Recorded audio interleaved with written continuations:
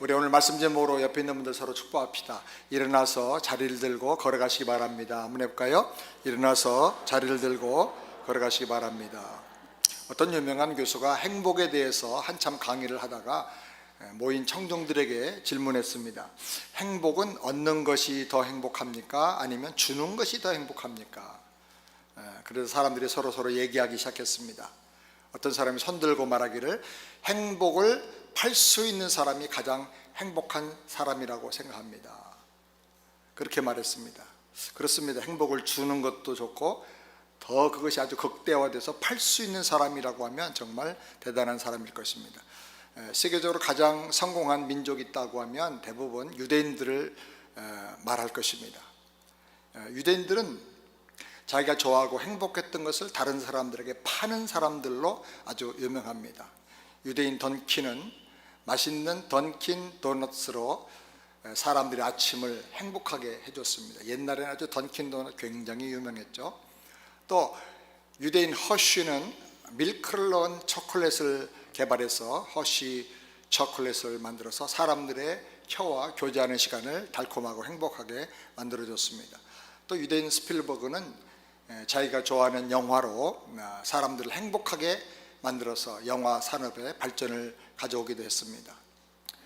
그 외에도 페이스북의 마크 주거버그라든지 델 컴퓨터의 마이클 델이라든지 또 스타벅스의 하워드 슈울츠라든지 또 리바이스라든지 또 웨런 버핏이라든지 등등의 많은 유대인들이 자기가 누리는 행복, 자기가 누리는 좋은 것들을 다른 사람에게 전해주고 팔면서 함께 행복하고 성공한 사람들로 많이 알려져 있습니다. 저는 기도합니다. 우리 새안의 성도들 모두가 다 예수 그리스도께서 주시는 구원과 복음의 능력으로 말미암아 여러분의 삶이 복되고 행복하게 되기를 바랍니다. 그리고 그 행복을 다른 사람에게 전해주고 그 행복을 전 세계에 퍼뜨리는 행복의 파이프가 다 되기를 바랍니다. 아멘. 요한복음을 보면 7가지 기적이 나오는데 우리가 생각하고자 하는 기적은 3번째 기적입니다. 어떤 신학자가 말했습니다. 성경 전체에서 기적을 빼면 남는 것은 앞뒤의 표지만 남는다. 그렇게 말을 했습니다. 그렇죠. 성경의 처음 시작인 창조가 기적이고 또 노아 방주 구원이 기적이고 출애굽의 역사, 홍해가 갈라지는 역사 다 기적이죠. 또 예수님 이 땅에 오셔서 십자가에서 죽으시고 부활하심으로 사망 권세와 죄를 깨뜨리고 우리를 구원하신 것도 기적입니다. 다시 예수님 재림하신다는 약속의 말씀도 기적입니다. 요한복음을 보면 기적이란 말, 미러클이라는 말을 대신해서 표적이란 말로, 사인이란 말로 대치해서 사용을 합니다. 기적인데, 미러클인데 그냥 놀라운 사건이 아니라 그 속에 영적인 메시지가 있는 그런 사건이라는 것이죠. 예를 들면 혼인잔치에서 물로 포도주를 만드신 기적은 물이라고 하는 이 본질을 포도주로 완전히 바꿔버리는, 그래서 우리를 거듭나게 하는, 흥분하고 행복하게 만드는 본질을 바꾸는 그런 창조주 하나님의 구원 역사가 이제 예수님을 통해 시작된다 하는 하나의 상징입니다. 또 오병이어, 한 사람 먹기도 부족한 그런 작은 음식을 가지고 5,000명이 배불리 먹었던 이런 기적은 양을 바꾸시는 창조주 하나님께서 우리 인생을 창대하게 축복해 주신다고 하는 그런 하나의 사인인 것입니다. 우리가 오늘 5장의 말씀을 보겠는데 5장에 나오는 표적은 무슨 영적인 메시지를 담고 있는 말씀일까? 우리가 관심을 가지고 이 스토리 내용을 9부분으로 조그맣게 쪼개어서 함께 살펴보기를 원합니다. 첫 번째, 하나님은 인생을 구원의 감격과 감사로 축제하며 살도록 디자인하셨다 하는 것입니다. 1절 말씀 전반부 보겠습니다. 다 같이 읽겠습니다. 그 외에 유대인의 명절이 있어. 여기 명절이란 말이 나옵니다. 명절은 감사하는 절기, 축제의 절기입니다. 우리는 명절 그러면 어디로 가죠? 대부분 고향으로 갑니다. 그런데 유대인들은 명절 그러면 어디로 갈까요? 다 성전으로 올라갑니다. 그들은 성전 중심으로 구원의 기쁨과 감격을 누리면서 삶의 회복의 역사를 경험하며 살았습니다.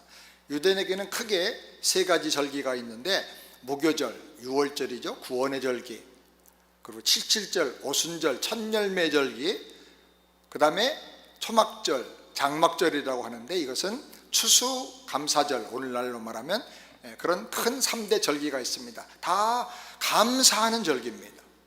그리고 그 사이에 수전절이 있고 불임절 같은 작은 절기가 들어가 있습니다. 이 절기들이 1년 12달 중에 한 2달 간격으로 이렇게 있는데, 그때마다 구원의 은혜 감사하고 하나님의 축복하심을 감사하고 하나님의 인도하심을 감사하면서 감사로 인생 전체를 다시 회복하고 채우라는 것입니다. 사람 여러분, 짧은 인생이지만 여러분의 삶 속에 감사가 항상 넘치기를 우리 주님의 이름으로 축복합니다. 하나님께서는 큰 명절이 되면 반드시 성전으로 올라가라고, 그래서 거기서 감사의 축제와 제사를 드리라고 유대인들에게, 이스라엘 백성들에게 말씀하셨습니다. 이때의 명절은, 오늘 5장에 나오는 명절은 바로 유월절입니다. 구원의 절기죠. 예수님께서 공생애를 시작하신 지 2년째 되는 그 때에 일어난 유월절입니다. 유월절은 감사하되, 무슨 감사하냐? 구원을 감사하는 절기입니다. 구원을 감사하면서 기뻐하고 축제를 누리는 그런 예배의 절기인 것입니다. 사랑하는 여러분, 우리가 매 주일마다 이렇게 감사 예배를 드리는데, 우리 주일 예배가 구원의 감격이 회복이 되고 구원의 감사가 차고 넘치고 구원받은 그 은혜로 말미암아 모든 역경과 문제를 해결하고 세상을 승리할 수 있는 샘을 얻는 놀라운 축제가 되기를 주님의 이름으로 축원합니다. 두 번째로, 예수님은 항상 죄인과 병자를 기다리지 않고 적극적으로 찾아가시는 주님이다라는 것입니다. 1절 말씀 하반절에 다 같이 보겠습니다. 예수께서 예루살렘에 올라가시니라. 예수님은 기다리기보다는 찾아가시는, 아주 적극적으로 사랑을 베풀고 축복하시고 구원하시는 주님이십니다. 누굴 찾아가셨습니까? 권력자를 만나신 것도 아니고, 쇼핑하러 가신 것도 아니고, 좋은 음식 있는 데로 가신 것도 아니고, 어떤 유명한 무슨 스타를 만나러 간 것도 아닙니다. 누구를 찾아가셨나요? 지금 고통당하면서 절망하고 있는 사람, 신음하고 있는 병자들에게 찾아가셨습니다. 인생의 무거운 짐과 병과 고통을 가진 그런 사람이 오늘 혹시 이 시간에 여기 오셨다고 하면, 이 시간 찾아오시는 예수님을 꼭 만나시길 바랍니다. 1대1로 만나시기 바랍니다. 인격적으로 그 주님을 만나시기 바랍니다. 찬송가에도 주님 찾아오셨네 모시어 드리세, 그런 찬양이 있어요. 주님 말씀으로, 그리고 성령으로 여러분의 마음에 지금 찾아와 계십니다. 그분을 여러분이 마음을 열고 모셔드리길 바랍니다. 주님 만나면, 주님의 그 말씀을 가슴으로 받으면, 한번 그 은혜를 경험하고 나면 사람이 거듭납니다. 달라집니다. 살아납니다. 변화가 되고 치유가 되는 것입니다. 저는 그 은혜 한번 경험하고 나서 이렇게 인생이 달라졌습니다. 여러분에게도 이런 변화가 나타나기를 바랍니다. 세 번째로, 핵심 본질과 생명력을 잃어버린 종교는 아무 희망이 없다는 것입니다.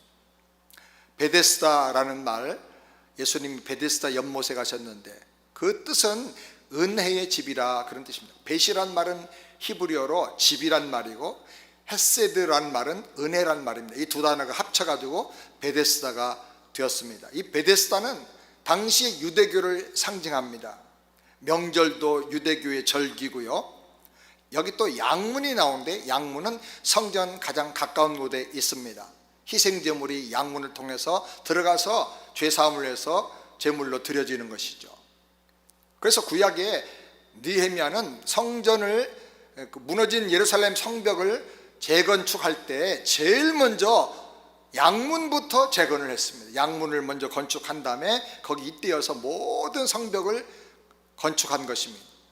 무슨 의미냐면, 죄사함의 제사와 예배가 회복이 되어야 나라도 부흥할 수 있고 개인도 회복될 수 있고 가정도 회복이 되고 일어날 수가 있다는 것입니다. 문명과 나라가 망할 때 보면 다 죄악 때문에 망합니다. 우리의 삶에도 양문이 회복되는 역사가 일어나길 바랍니다. 예배가 회복되고 죄사함의 감격과 구원의 감격이 회복되고 여러분 예배 속에서 하나님을 만나고 새 힘을 얻는 역사가 일어나게 되기를 바랍니다. 그래야 우리가 이 힘든 세상을 이기고 죄악을 이기고 모든 역경과 고난을 이길 수가 있는 것입니다. 지금 예루살렘에 가보면 이 베데스다 연못은 굉장히 작은 규모로 남아 있습니다. 또 그리로 가려고 하면 계단을 통해서 많이 내려가야 됩니다. 그런데 예수님 당시에는 가로가 150m, 세로가 50m, 깊이가 20m 정도 되는 꽤 큰 연못이었습니다. 우리가 이번에 매립하고 주차장 만든 그 연못보다 조금 더 큰 규모지요. 이 베데스다 은혜의 집에 예수님이 가보시니까 정말 기가 막힌 풍경이 펼쳐진 것입니다. 거기에 온갖 종류의 장애자들, 병자들, 불치병 환자들이 다 모여서 누워 있었습니다. 그들의 신음소리가 들려옵니다. 땀 냄새가 진동하고 배설물 냄새, 오줌 냄새가 코를 찌릅니다. 이 베데스다 연못은 간헐천 연못인데 밑에서 화산이 활동할 때 뜨거운 물이 가끔 품어져 올라왔습니다. 그들은 그걸 구경하기 위해서 온 게 아니고 조상들이 전해준 전설을 믿어서 그 전설에 하면 천사가 내려오면 물이 요동치는데 먼저 들어가는 사람은 병이 낫는다, 그걸 믿고 그들이 모인 것입니다. 그들은 베데스다 은혜의 집에 와 있는데 믿는 것은 하나님의 약속과 말씀을 믿은 게 아니라 조상들이 전해준 전설을 믿고 있는 것입니다. 그들이 믿는 것은 하나님을 믿는 것이 아니고 천사가 내려와서 병을 낫게 해준다고 하는 것을 믿고 천사를 숭배하며 믿고 기다리고 있었던 것입니다. 이것이 그들의 신앙의 핵심적인 모습이었습니다. 도대체 이게 무슨 신앙입니까? 하나님의 은혜의 집에 가서 말씀을 믿는 것도 아니고 약속을 믿는 것도 아니고 전능하신 하나님이 고쳐줄 것을 믿는 것도 아니고 하나님 말씀이 아니라 조상이 전해준 구절을 믿고 하나님이 아니라 천사가 내려와서 고쳐줄 것을 믿고 기다리고 있었던 것입니다. 그들의 신앙에는 핵심 하나님이 빠졌고 자기들도 모르는 사이에 하나님의 말씀도 빠져버리고 만 것입니다. 이게 유대인의 모습이고 유대교의 그 당시에 한심한 실체적인 모습이라는 것입니다. 사랑하는 여러분, 이 모습을 보면서 우리의 교회 생활을 한번 돌아보게 되길 바랍니다. 오늘 여러분이 은혜의 집인 교회에 오셨는데 여러분의 믿음은 어떻습니까? 왜 여기 오셨습니까? 무엇을 믿고 지금 무엇을 기대하고 있습니까? 정말 구원의 하나님을 믿습니까? 복음을 믿습니까? 그 말씀을 정말 믿습니까? 아니면 무엇을 믿습니까? 우리 믿음을 한번 돌아보게 되기를 바랍니다. 네 번째로 아무것도 할 수 없는 절망적인 인간의 모습을 우리가 여기서 보게 됩니다. 3절 말씀 다 같이 함께 읽겠습니다. 그 안에 많은 병자, 소경, 절뚝발이, 혈기 마른 자들이 누워 물의 동함을 기다리니. 여기 대표적인 병자들 세 부류를 이렇게 들었는데, 예를 들었는데, 자, 소경, 맹인이죠. 맹인이 거기서 기다리고 있어요. 뭘 기다리고 있죠? 물이 동하는 것을 기다리는 거예요. 근데 물이 동하면 맹인이 볼 수 있어요, 없어요? 볼 수 없어요. 근데 기다리고 있어요. 또 절뚝발이, 원어는 다리를 전혀 쓰지 못하는 사람인데 이 사람도 여기서 뭔가를 기다리고 있어요. 뭘 기다립니까? 물이 동하면 먼저 물에 들어가기를 기다리는 거예요. 다리도 못 쓰는데 어떻게 들어갈 수가 있습니까? 혈기 마른 자, 그들도 누워서 뭔가를 기다립니다. 혈기 마른 자란 말은 완전히 전신 무기력증 환자예요. 손가락 하나 움직일 수 없는 그런 힘이 없는 사람이 물이 동하면 거기 들어가려고 기다리고 있는 거예요. 어떻게 들어가요? 힘이 없고 방법도 없어요. 도와줄 사람도 없어요. 다 들어가기 소원한 사람이에요. 거기 있는 것은 오직 부질없는 희망뿐이었습니다.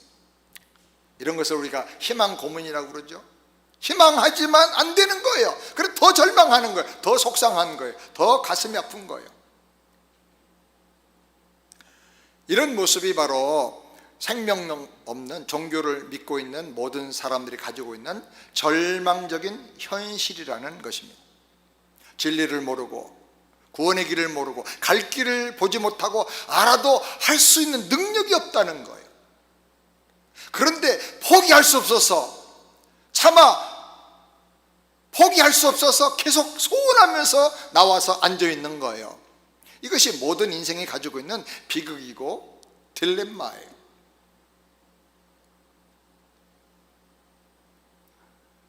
그 다음에 보십시다. 성경은 우리에게 묻습니다. 너의 교회 생활과 신앙 생활은 은혜의 집에서 사는 생활인가 아니면 절망의 집에서 사는 생활이냐? 당신의 신앙 생활은 구원의 집에서 사는 생활인가 아니면 눈물과 한숨의 집에서 사는 생활인가? 한번 돌아보라는 거예요. 혹시 여러분은 교회 생활을 이분들처럼 하고 있지는 않습니까? 진리를 보지 못하는 소경은 아닙니까? 복음을 수없이 들었는데 복음에 대한 정리도 아직도 못하고 있는 사람은 아닙니까? 알아도 순종할 힘이 없는 혈기 마른 사람처럼 내가 살고 있지는 않습니까? 그래, 말씀대로 한번 살아야지. 그래, 내 인생 변화가 일어나야 돼. 그런데 하나도, 손가락 하나도 움직일 능력이 없는 거예요. 생명력이 없는 거예요. 소원은 가지고 결심은 하는데 한 걸음도 앞으로 나갈 수 없는, 다리를 쓰지 못하는 그런 사람처럼 혹시 살고 있지는 않습니까? 우리 스스로의 영적인 모습을 한번 확인해보고 살펴보게 되기를 바랍니다. 종교로는 사람이 구원을 얻을 수가 없습니다. 여러분, 교회 나오시지만 종교인으로 나오시지 않게 되기를 바랍니다. 율법을 완전히 지키면 구원받을 수 있는데 율법을 지켜서 완전하게 죄를 범하지 않고 의로워져서 영생을 얻을 사람은 한 사람도 없습니다. 모든 인간은 허물과 죄로 죽은 존재입니다. 그럼에도 불구하고 어떻게 노력을 해서 어떻게 하든지 간에 선에 도달해 보려고 노력하고, 또 누군가가 도와주면 할 수 있다고 노력하고 안 되기 때문에 절망하는 이 인간의 딜레마가 바로 여기 있다는 것입니다. 그런데 예수님은 우리의 아픔을 아시고 우리의 절망을 아십니다. 우리가 할 수 없는, 능력이 없는 것을 아십니다. 그리고 우리에게 다가와서 우리에게 은혜를 주십니다. 아멘. 그 주님을 만나시길 바랍니다. 다섯 번째로, 모든 인간은 선을 행함으로 자기를 구원할 능력이 없다 하는 것입니다. 5절 다 같이 함께 읽겠습니다. 거기 38년 된 병자가 있더라. 여기 예수님이 만난 사람이 38년 된 병자라 그랬습니다. 이 연도를 말하는 것은 무슨 상징적인 의미가 있습니다. 예를 들면 우리 한국 사람은 36년 그러면 무슨 생각이 나죠? 일제에 침략당했던 36년의 그 굴욕적인 생활이 생각나요. 그러니까 우리가 36년 그러면 무조건 일제 침략이 생각이 나요. 그게 그냥 우리 DNA 속에도 원한으로 맺혀가지고 지금 젊은 축구 선수들도 무슨 시합을 하든 간에 다른 나라하고 해서는 혹시 질지라도 일본하고 해서는 절대 지면 안 돼. 일본하고 경기에서 지면 공항에 못 들어간대. 그게 우리 안에 박혀 있는 거예요. 근데 유대인들은 38년 그러면 뭐가 생각날까요? 38년 하면 그게 상징이 광야의 생활, 고난의 생활을 말해요. 출애굽한 다음에 광야 생활을 하면서 너무나 고난당했어요. 출애굽한 다음에 홍해를 건너서 가데스 바네아까지 갈 때 2년 걸렸습니다. 그런데 그 후에 요단강을 건너 가나안에 들어갈 때까지 38년 동안 광야 생활을 했어요. 38년 광야 생활하면서 애굽에서 나온 그 유대인 1세대는 다 거기서 죽었어요. 광야 생활 38년은 하나님에 대한 불신앙과 불순종과 불평과 원망에 대한 그 죄에 대한 책망과 고통과 연단의 기간이었어요. 그들이 고통당한 이유는 바로 죄 때문이었어요. 죄 때문에. 이 죄를 해결하기 전에는 약속의 땅 가나안에 들어갈 수가 없다. 그 땅의 주인공이 될 수가 없다는 거죠. 오늘 여기 성경에 보니까 이 병자가 38년 동안 병을 가지고 있었다. 병 속에서 고통을 당했다고 말하고 있습니다. 왜 하필이면 38년 된 병자가 여기 등장하는가? 여기 상징적인 메시지가 있어요. 이 사람은 왜 38년 동안 병들어서 고통을 당했는가? 성경은 앞에 있는 말씀을 좀 더 계속 읽어보면 뒤에서 해석해주고 설명을 해줍니다. 14절 말씀을 한번 다 같이 함께 보시겠습니다. 14절. 그 후에 예수께서 성전에서 그 사람을 만나 이르시되 보라 내가 나았으니 더 심한 것이 생기지 않게 다시는 죄를 범치 말라. 예수님은 이 사람 병의 원인이 다른 게 아니라 죄 때문이라고 지적하셨어요. 아무도 모르는데 주님이 그걸 아신 거예요. 사람이 병드는 이유는 다 죄 때문은 아니죠. 사고를 당하거나 또 어떤 세균에 감염되거나 기타 여러 가지 이유로 병에 걸립니다. 그러나 어떤 특별한 경우에는 하나님을 믿지 않고 불신하고 그 말씀에 거역하고 저항함으로 말미암아 병에 걸리는 경우도 많이 있습니다. 예를 들면 성적으로 정결하게 살아야 되는데 말씀을 무시하고 거역하고 타락한 삶을 살아서 어떤 성병에 걸렸다든지, 또 동성애 옳지 않은 것인데 거역하고 그렇게 해가지고 마냥 에이즈에 걸렸다든지 등등의 여러 병이 있습니다. 하나님의 구원 역사를 저항하고 방해하고, 그래서 성령께서 탄식하면서 어떤 암에 걸리거나 어떤 심각한 병에 걸릴 수도 있습니다. 여기 성경의 이 사람은 38년 동안 어떤 불신앙과 불순종의 죄로 인해서 징계를 받고 인간이 당하는 고통을 다 겪으면서 지금 지내왔다는 것입니다. 근데 그 죄로 인한 광야의 저주가 예수님 오심으로 말미암아 이제 다 완전히 끝났다는 거예요. 예수님께서 모든 죄를 해결해 주시고 우리가 당할 모든 저주를 다 담당하고 가져가 주심으로 말미암아 우리를 죄에서 사해 주시고 멸망에서 구원해 주시고 우리를 약한 데서 강하게 세워주시고 변화시켜 주신다는 것입니다. 아멘. 이제 그 구세주 메시아 예수님이 오셨다는 거예요. 여섯 번째, 내가 무능해서 변화할 수 없어도 나에게 소원은 있어야 한다 하는 것입니다. 6절 말씀 우리 다 같이 함께 보겠습니다. 예수께서 그 누운 것을 보시고 병이 벌써 오랜 줄 아시고 이르시되 내가 낫고자 하느냐. 이 사람 38년 동안 이 병에 걸렸었으니까 대략 나이를 추정해 보면 한 50살쯤 넘지 않았을까 그렇게 생각을 하게 됩니다. 그렇기 때문에 내가 낫고자 하느냐 하는 질문은 좀 엉뚱하고 이 상황에 안 맞는 질문처럼 들립니다. 이 사람은 베데스다 연못에 물이 동하기를 기다리면서 오랜 세월 동안 누워 있었어요. 그런 병자에게 내가 낫길 원하느냐? 이렇게 묻는 것은 지금 조롱하는 것처럼 놀리는 것처럼 들릴 수가 있어요. 근데 좀 생각해 보면 사실 이 질문은 굉장히 중요한 질문입니다. 38년 동안 희망이 사라진 지 이미 오래가 되었습니다. 거동할 힘도 없습니다. 모든 것을 포기한 지 오래가 되었습니다.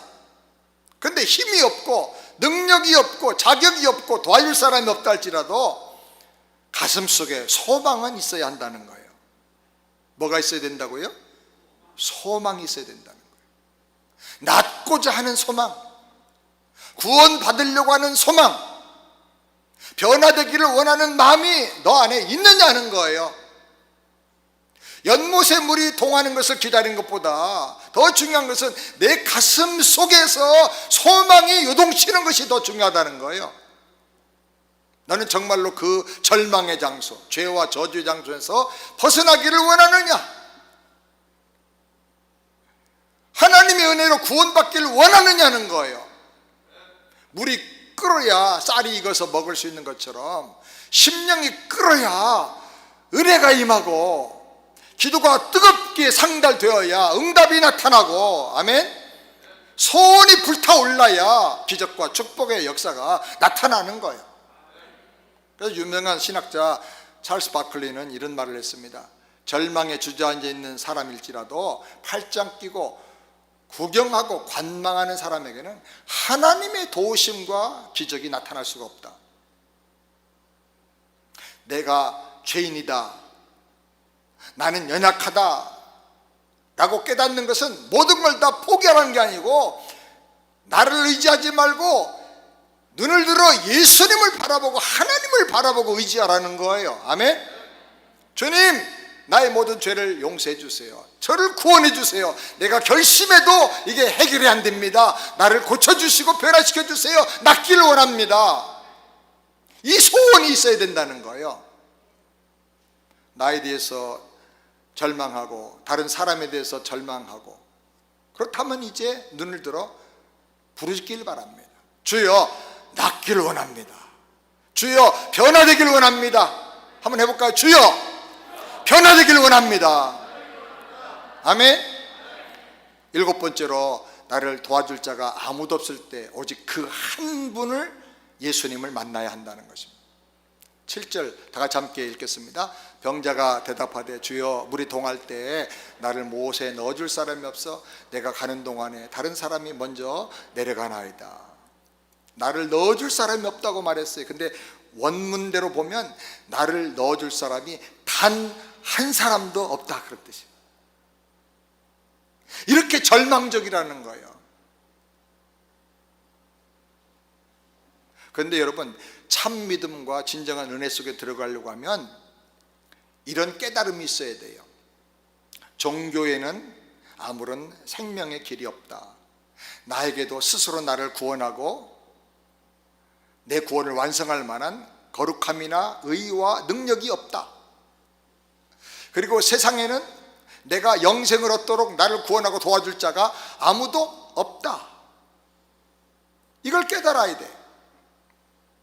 그래서 나의 시선과 나의 마음이 오직 한 곳으로, 그 한 사람에게, 한 분에게 집중돼야 돼요.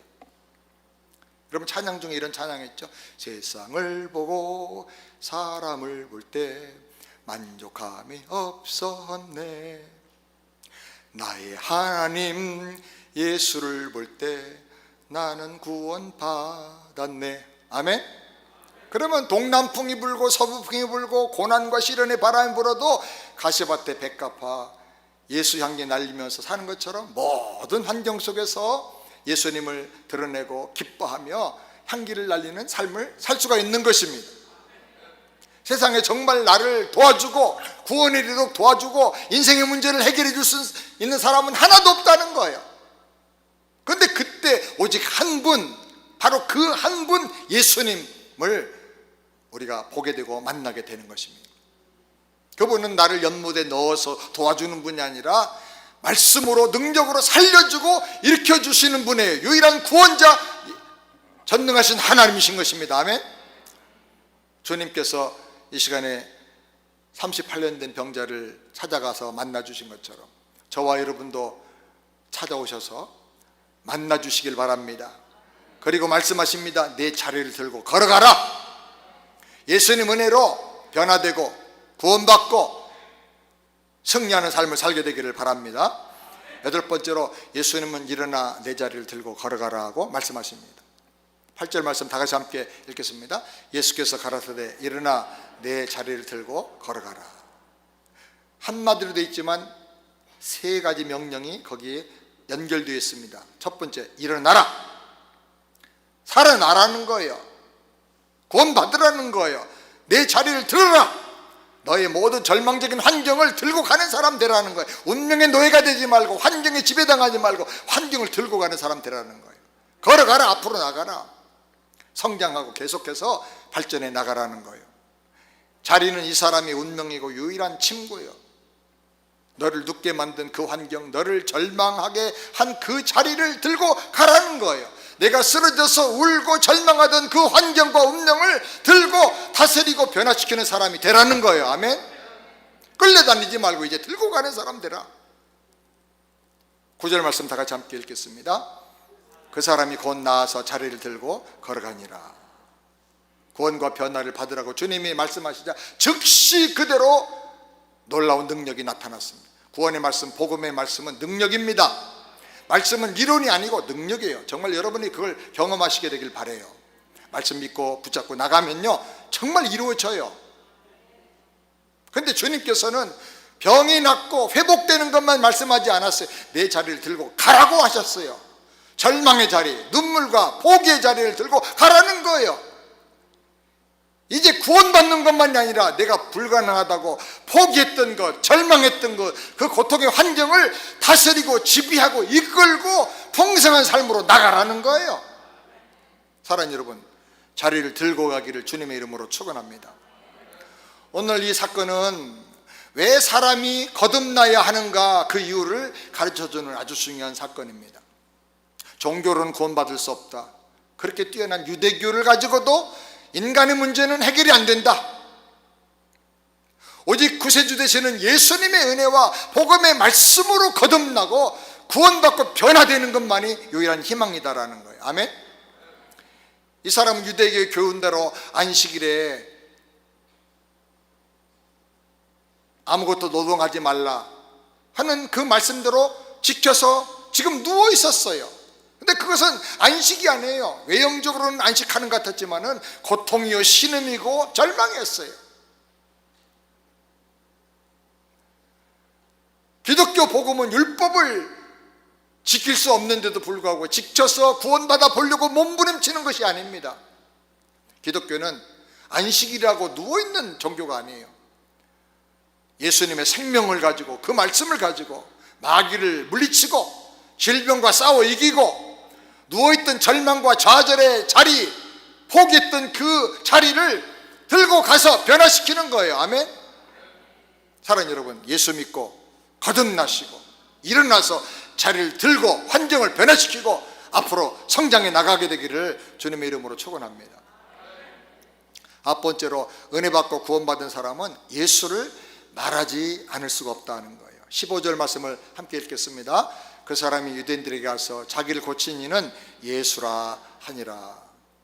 이 고침받은 사람이 처음에는 자기를 고쳐준 분이 누군지를 몰랐어요. 그런데 이제 고침받고 뛰어다니게 됐어요. 성전에 올라갔어요. 구원의 감사 예배를 드리면서 거기서 주님을 만났어요. 성전에서 주님을 만나 자기를 고쳐주신 분이 바로 예수님 것을 확실하게 깨닫게 되었습니다.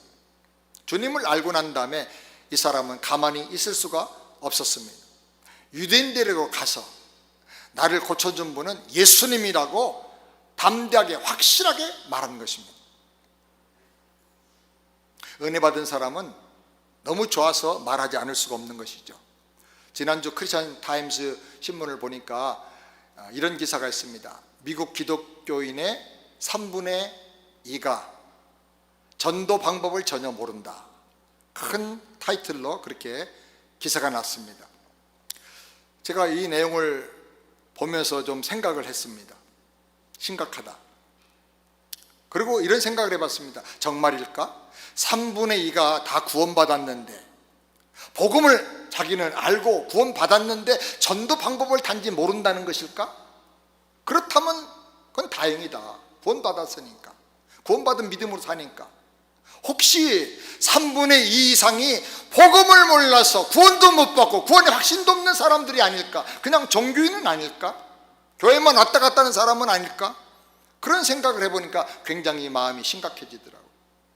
제가 거림 1:1 세미나 하면서 여러 곳을 다녀보니까 죄송합니다만 선교사님 중에도 목사님 중에서도 교회 장로님, 권사님, 집사님, 성도들 중에서도 복음을 모르는 분이 너무 많아요. 그래서 구원의 기쁨이 없어요. 예수 믿는다고 하는데 그냥 종교인으로 사는 거지 구원받은 하나님의 자녀의 감격이 없는 거예요. 생명이 없는 거예요. 그래서 변화가 안 나타나요. 그래서 제가 기도하게 됩니다. 우리 세안교회 모든 성도님들은 나를 구원하고 변화시켜 주신 예수님의 복음을 누리고 살고, 아멘, 더 깊이 깨닫고 체험하게 되길 바라고, 사랑하고 자랑하고 그 예수를 전하면서 남은 평생 행복을 나눠주는 사람으로 살게 되기를 주님의 이름으로 축원합니다. 기도하겠습니다. 거룩하신 여호와 하나님 아버지, 일어난